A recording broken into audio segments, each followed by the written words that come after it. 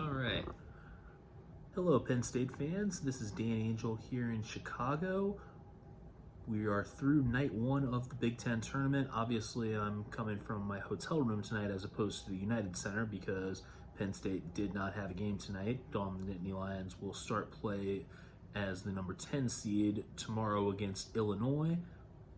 That game will be tipping off 5:30 p.m. Central Time, 6:30 p.m. if you're watching back in State College.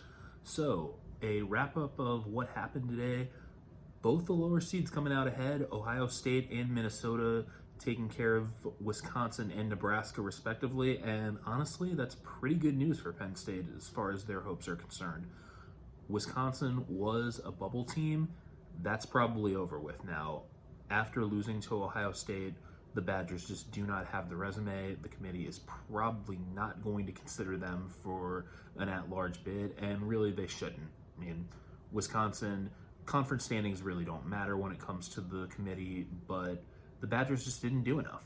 So if they had gone on a run, if they had beaten Ohio State, beaten Iowa, and maybe taken out Michigan State, we might have been able to see something there for the Badgers, but this should take them off the board. So that's really good news for the Nittany Lions.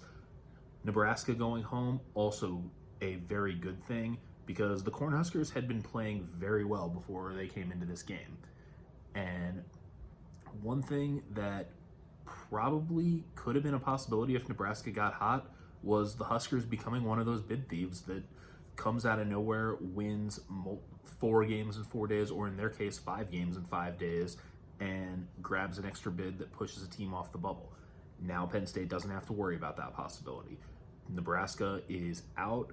Minnesota is probably not going to still be playing by the time Penn State would get to that matchup, so there shouldn't be any worry there as far as the Nittany Lions are concerned. So as far as the Big Ten went, great day for Penn State. Elsewhere around the country, Big 12 worked out exactly the way that Penn State wanted. Texas Tech and Oklahoma both dismissed. There will not be a bid thief out of the Big 12. West Virginia was already pretty much safe. Oklahoma State, same thing. So Big 12, not really something that Penn State needs to concern itself with at this point. ACC, on the other hand, not a good day for Penn State. North Carolina and NC State both pounded their opponents. Granted, they were supposed to do that. North Carolina against BC, that won't move the needle at all. NC State, same thing with Virginia Tech, but a loss could have knocked both of them off the bubble. Now, both teams are still very much alive. NC State and Clemson are basically playing an elimination game as far as the bubble goes. The winner is probably safely in the tournament. Loser's probably going to be out. So that game, probably not that important to Penn State, but Virginia against North Carolina is huge. If the Cavaliers can come up with a win, Carolina's probably out of the running.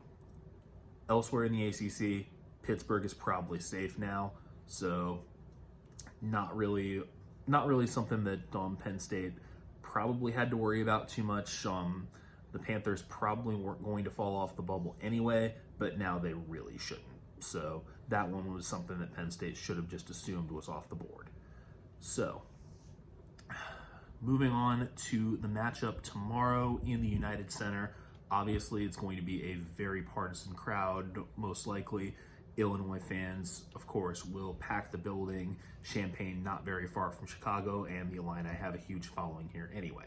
But Penn State won this matchup twice during the regular season. They went into Champaign, they beat Illinois by 15, and the thing about the Illini, great interior team, terrible on the perimeter. Illinois cannot shoot it from deep. This team does not have anyone who shoots over 35% from behind the arc. So Penn State's got to make sure that that doesn't happen again. I mean, they cannot let Terrence Shannon get hot.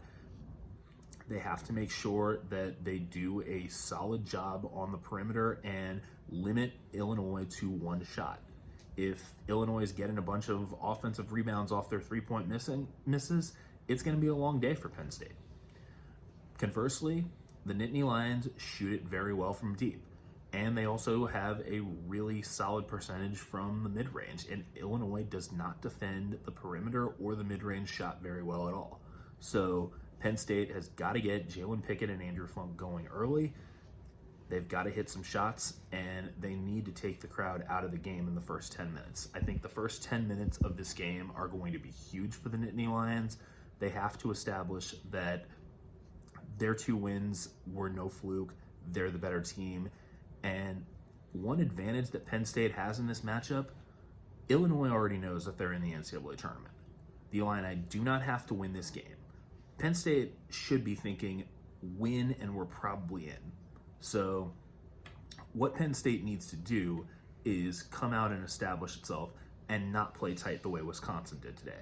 Greg Gard said that one of the things that killed the Badgers today was they just were not ready to play because they weren't loose enough.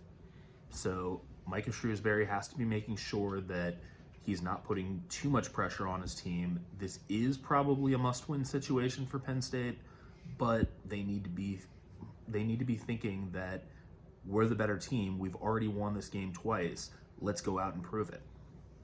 So if that happens, I think Penn State has the advantage, but nothing comes easy in this event. We've already seen 2 or lower seeds win, so Penn State's got to be ready to go. So again, 5:30 tip local time, 6:30 if you're watching back in State College, and I will be in the arena tomorrow night. So we'll see what happens. Dan Angell here in Chicago.